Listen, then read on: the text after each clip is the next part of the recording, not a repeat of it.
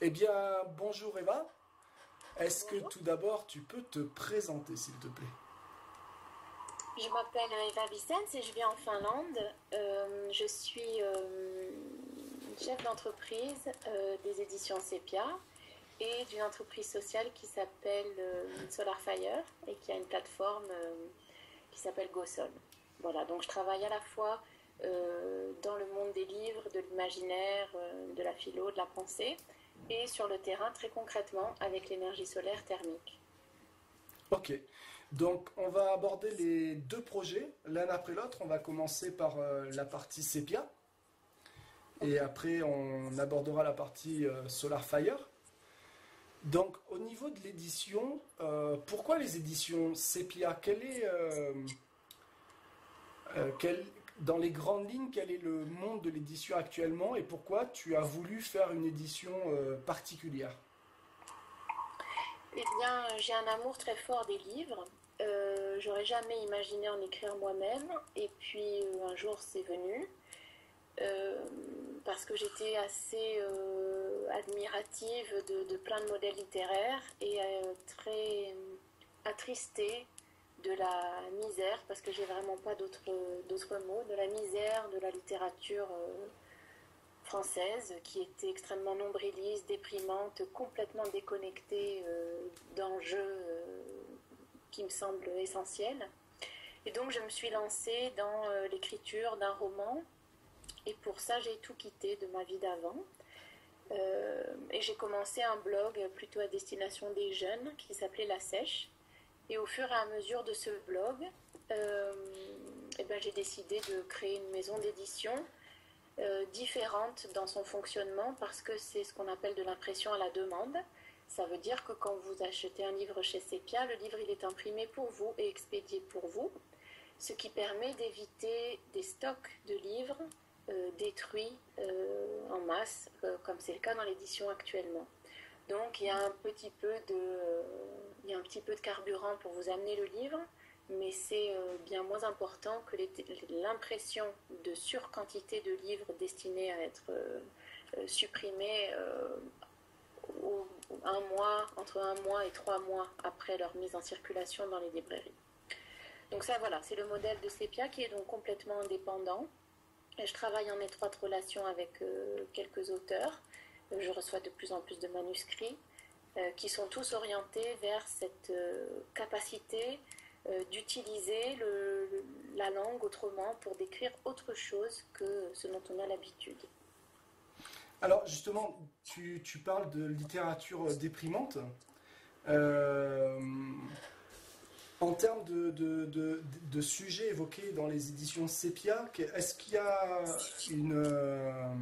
une différence? Justement, quand tu critiques le fait que tu aimes les modèles littéraires, mais que tu regrettes un peu ce qui est écrit, quelle est la proposition sur les sujets? Bah, il y a déjà un, une difficulté. Je ne sais pas si les éditions Sepia réussissent à dépasser cette difficulté, j'en sais rien. Les retours sont bons, mais la difficulté déjà d'imaginer d'autres comportements littéraires et donc forcément humains que les stéréotypes auxquels on est habitué. Donc par exemple dans la relation de couple, qui est un sujet qui touche tout le monde, comment on fait pour résoudre une dispute, une tension en mode communication non violente. On trouve les exemples dans les manuels de communication non violente, dans les formations, etc., mais on n'en trouve pas dans notre imaginaire. Euh, Il n'y en a pas. Tout ça se termine par des suicides, des divorces, ou alors quand ils sont heureux, le livre il s'arrête. Parce qu'on ne sait pas. Donc il y a des langues, par exemple l'arabe, où il y a une cinquantaine de mots pour dire amour. Hmm. Donc comment on fait en français avec la langue française pour travailler cette envie-là de dire autre chose. Alors ça, c'est une première tentative. Après, sur les sujets, on a plusieurs... Bon, le sujet, je pense, qui rassemble un peu toutes les publications, c'est vraiment l'amour de la nature et un engagement dans l'environnement humain et végétal et animal. Ça, c'est vraiment le fil conducteur. Donc, il y a par exemple un essai de Janice Ray qui s'appelle Ceux qui sèment les graines de résistance, qui est une merveille. Il y a un roman d'anticipation, il y a quelque chose qui travaille plus sur le cinéma, la violence, etc. Voilà. D'accord. Euh, Quelque part, ce sont des fictions d'histoire qui se passent plutôt bien dans le monde de l'utopie, c'est ça? Non, pardon, mais c'est pas ça. Je crois pas du tout en l'utopie. Pour moi, ça rejoint vraiment quelque chose qui est un petit peu comme l'âge d'or, le paradis perdu, ou comment ça s'appelle? Oui, le paradis des chrétiens. Toutes ces choses qui sont super, mais auxquelles on pourra avoir accès que plus tard. Ouais. Donc ça c'est quelque chose qui est pas du tout dans mon fonctionnement. Je pense qu'on y a accès chacun tout le temps, dès maintenant. Ça demande du travail, ça demande de l'entraînement, et on n'a pas construit un système humain pour l'instant basé sur ça. Donc on appelle ça utopie. Mais il ne s'agit pas d'un monde de bisounours, il s'agit vraiment d'un engagement actif et participatif. Il ne s'agit pas de perfection, il s'agit d'explorer des pistes qui sont absolument pas explorées. D'accord. C'est-à-dire, c'est proposer une nouvelle forme de fiction, Oui. euh, plus orientée vers quelque chose de positif, mais sans en tomber en effet, dans une forme de bisounours où tout va bien, tout se passe bien, le héros gagne toujours à la fin. Non, c'est pas ça. Le but, c'est de dire, il y a la réalité, il y a le côté pragmatique avec les difficultés de la vie, et par rapport à ces difficultés-là, au lieu de rentrer dans le romantisme, au lieu de rentrer dans les histoires de guerre, ou dans ah, une fois qu'ils sont heureux, ça y est, l'histoire s'arrête, bah, c'est de dire justement comment on peut avoir un nouvel imaginaire positif, mais face à des problèmes, c'est ça. Ça, exactement. Ok, Exactement. ok. D'accord. Alors, est-ce que tu es issu du milieu des livres? Non, pas du tout. Pas du tout. Pas du tout. J'ai des grands-parents maraîchers qui travaillaient dans la construction, des histoires d'immigration, pas du tout, mais j'ai découvert les livres très très jeune. Alors, Et comment tu as découvert les livres? par une amie de ma maman qui avait des accès à des livres pas chers, je crois qu'elle était libraire ou un truc comme ça. Mhm. Et j'étais toujours extrêmement curieuse des autres cultures, et donc j'ai décidé de faire un tour du monde dans les livres. Donc j'ai lu, tu vois, tous les grands bouquins peut-être pas toutes les cultures, mais enfin beaucoup. Et j'ai étudié la littérature après. Je voulais être utile, donc je faisais beaucoup de volontariat, puis j'ai étudié la littérature, et puis bon, étudier, et au bout d'un moment, j'ai eu envie de le vivre en fait. Pour moi, c'était pas du tout quelque chose de statique. L'art est vraiment, la création est vraiment, vraiment dans la matière du quotidien. Donc tout ce monde littéraire, germano-pratin, universitaire parisien, dans lequel j'avais une carrière, ma foi, vraiment confortable et probablement toute tracée, m'a semblé bien terne au regard de ce que demande la création, quoi. Donc un jour, voilà, je me suis lancée. Je l'avais jamais imaginé. Et un jour, voilà, je me suis dit, mais un, il faut que j'apprenne à faire un potager. Et deux, il faut que j'écrive ce que j'ai envie de lire. Voilà. Tu évoquais l'écriture d'un roman. Tu l'as fini, ce roman? Oui. Comment il s'appelle? Ça s'appelle Les Enfants du siècle. Tu nous en touches un mot?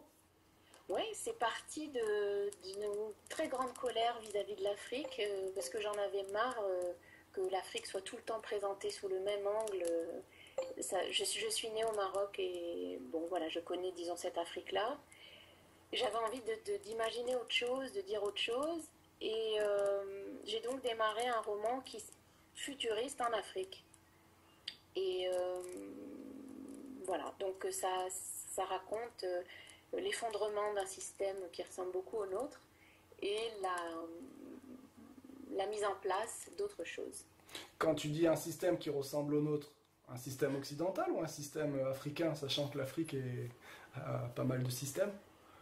Ben, je pense à un système ni occidental ni africain, mais d'un capitalisme D'accord. vandale et destructeur. Donc après, ce système-là, qui évoque très bien Naomi Klein dans la stratégie du choc, par exemple, c'est vraiment, il est maintenant international. Mm. Il est dominant, mais heureusement, il y a d'autres choses en place déjà.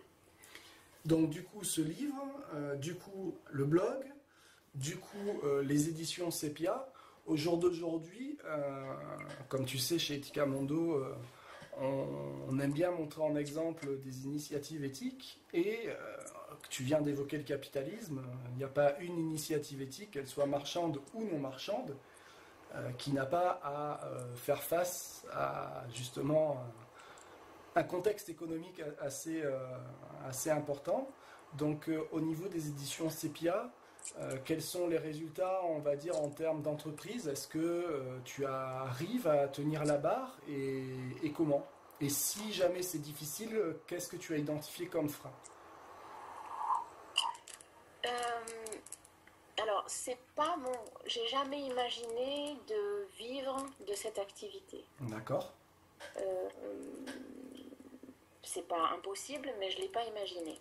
Donc c'est une activité, on va dire peut-être première dans mon cœur, mais secondaire dans mes priorités financières. Mhm. Ce qui compte, enfin, ce qui est certain dans ce que j'ai pu vivre, c'est que l'engagement et la mise en cohérence impliquent une réduction des ressources drastique, une précarité phénoménale et du coup une créativité étonnante. Donc, Sepia, je l'ai démarré avec rien. Ça ne m'a rien coûté puisque ce modèle d'édition ne coûte rien.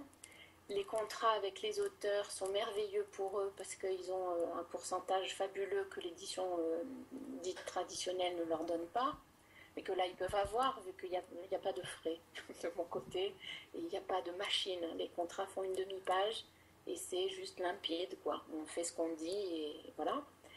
Après, ce qui est très intéressant, c'est qu'il y a eu le livre de Janice Ray. Alors ce livre a été amené par Jennifer Darlimp, qui est une illustratrice jeunesse et activiste environnementaliste super. Elle fait partie du mouvement des femmes semencières.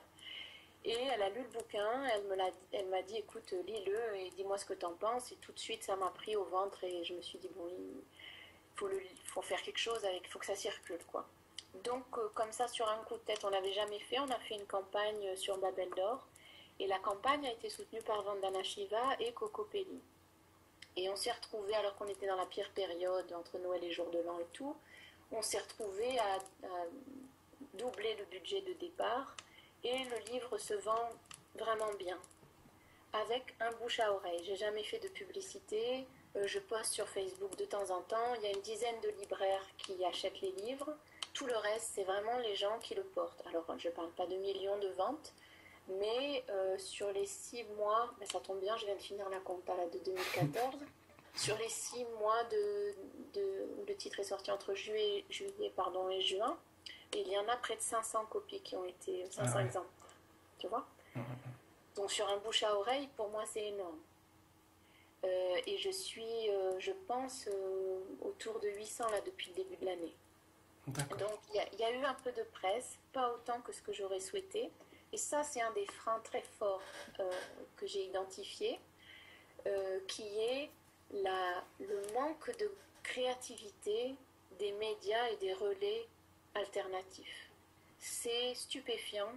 J'en ai discuté avec un des gars qui travaille à Silence. Ils n'ont pas parlé du livre, tout simplement parce qu'ils ne l'ont pas vu. Ils reçoivent tellement de trucs et ils sont, tu sais, sur des rails, quoi. Ils sont sur des rails. Donc, dans la pile, ils prennent... Voilà, ils en choisissent et puis le reste, ça passe complètement à l'as. Donc, tout ce que moi et Jennifer, on a élaboré avec cœur, tu vois, le côté innovation de Sepia et tout, ben voilà, il n'y a pas de relais.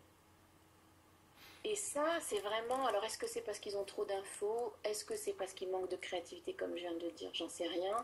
Mais il y a un côté, très vite, on voit que les alternatifs, ils répètent le même truc que ce qu'ils ont lâché, quoi. Ça, c'est un peu dommage. L'autre frein que j'ai identifié, c'est que je ne suis pas quelqu'un de réseau. Je suis pas du tout bonne en communication. Tu vois, je les dis et tout. Et du coup... ça se fait pas, ça me pose pas de problème. Ce qui compte, c'est que j'explore. Et là, en l'occurrence, avec Sepia, ça dépasse mes attentes. D'accord. Il y a eu un monsieur très chouette là, des Nations Unies, je sais même plus qui c'est. Ah oui, voilà, Jean Ziegler, qui m'a envoyé une lettre magnifique sur les enfants du siècle. Ouais, c'est un certain personnage, Jean Ziegler, Tu vois, qui a écrit Les c'était Nouveaux Maîtres du complètement Monde. inattendu. Comment il a eu le bouquin entre les mains, j'en sais rien. Bon, c'est la seule, entre guillemets, reconnaissance.